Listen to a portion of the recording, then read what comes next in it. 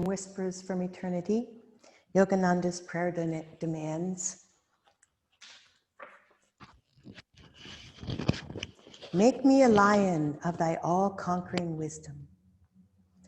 I, a lion cub of the Divine Mother, found myself thrown into life among the sheep of human frailties, of fear, failure, and disease. Living long among them, I learned to bleat with weakness, forgetting my lion nature and its roars, which could frighten away all petty, pestering sorrows. O lion of realization, thou didst drag me away from those bleating sheep to the mirror-smooth waters of meditation. There didst thou cry, gaze, but I held my eyes tightly shut, bleating with fear. Thy roar of wisdom then reverberated through my body. Thou madest me, by hard shaking and spiritual urging, open my eyes. And there, lo, in the crystal pool of my inner peace, I saw my features to be even as thine own. Now I know myself as the lion of cosmic power. I will bleat no more with fear, weakness, and suffering, for I roar now with vibrant, almighty power. I bound about through the forest of all experiences, seizing little creatures of vexing worries, timid fears, and wild hyenas of disbelief, devouring them ruthlessly. O lion of immortality, roar through me thine all-conquering power of wisdom. I had never read that one. It's some wonderful images. Today's topic is truth, and I think that's appropriate because when Swamiji was searching as a young man, and he was searching for truth. It was, that was his pole star in a sense. And so out of curiosity, I asked Google, it was the Google version of Siri. I said, Google, okay, Google, define truth. Oops, I hope she doesn't say it. and I would read you what she said because I was in the car and I just thought, that's funny. The quality or state of being true. And I thought, okay, well, that doesn't really give me anything. And so I was going to pursue it, but instead I thought, no, I'll just, let me just ponder on that. You know, what is truth? And again, I started thinking about how we know when something is true. We have this deep sense. We have, you know, it just feels right, it feels real. And for instance, when Swami Kriyananda read autobiography 72 years ago, probably, well, let's see, it took 5 days to get to, from New York to California.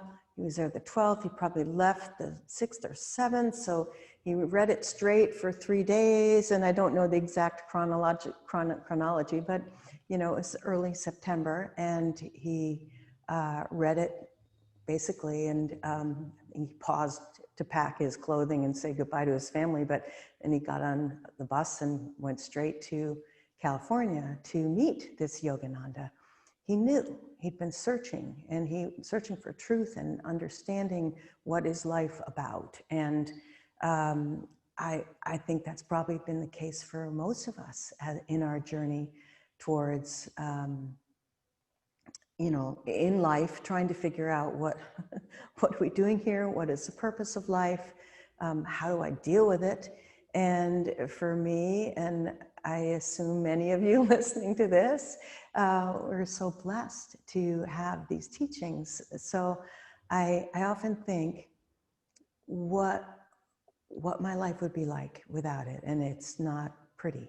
Would I even be alive right now? So I am so grateful to Swami Kriyananda, and that's why we honor him on a day like today. We celebrate that he came to us, that he came to Master, and then he started Ananda, and thousands of us have been helped immeasurably and given the lifeline for how to make it across these rocky seas.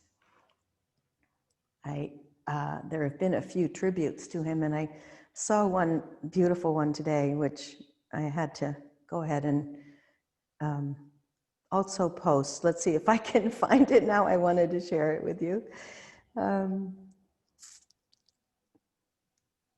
on.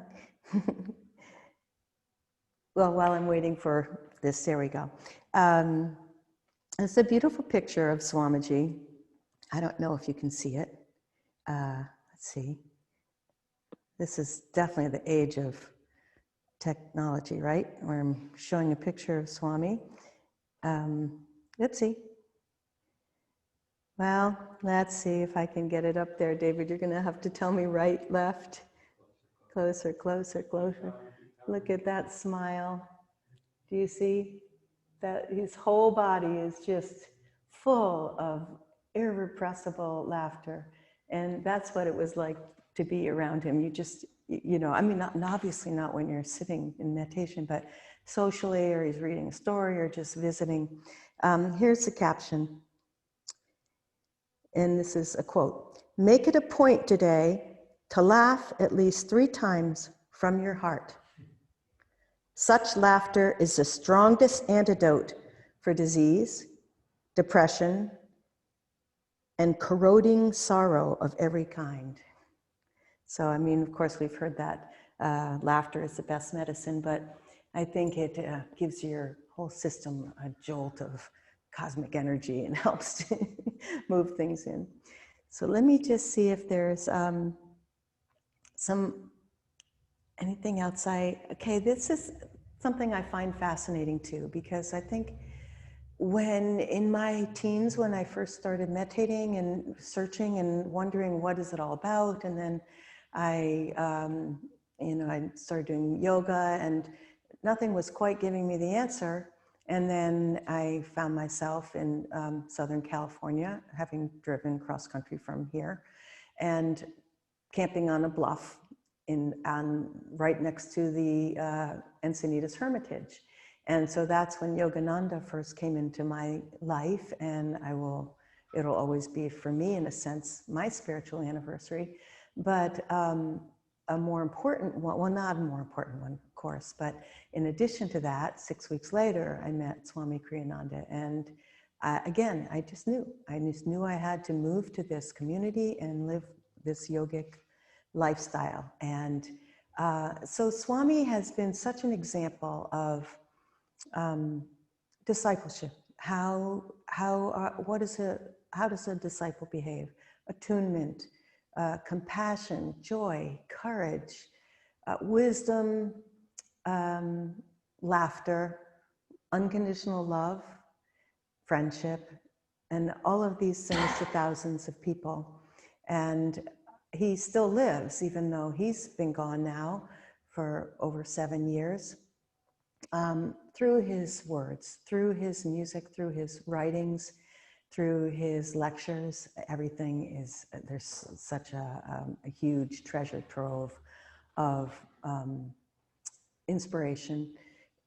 So it's strange to think about what life would be like if I had not met him and if Ananda didn't exist.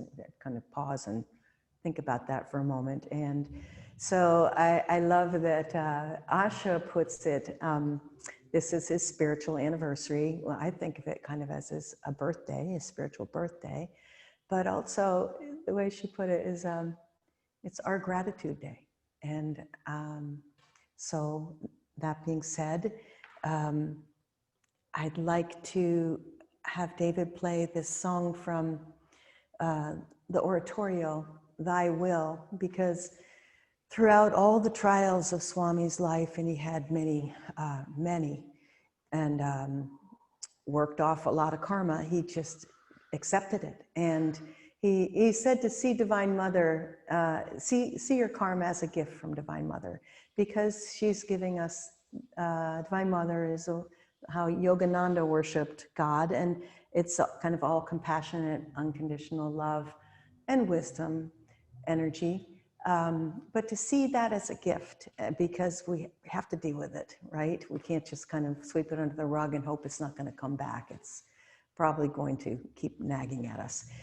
So no matter what he was asked to do and whatever he did, it was always, it was Divine Mother. It was divine from Master. It was his searching for the answer was always to be in tune with his guru and to do his guru's will. So this beautiful song, Thy Will, and you'll also notice what a variety of music he has written and sung over these many, many years.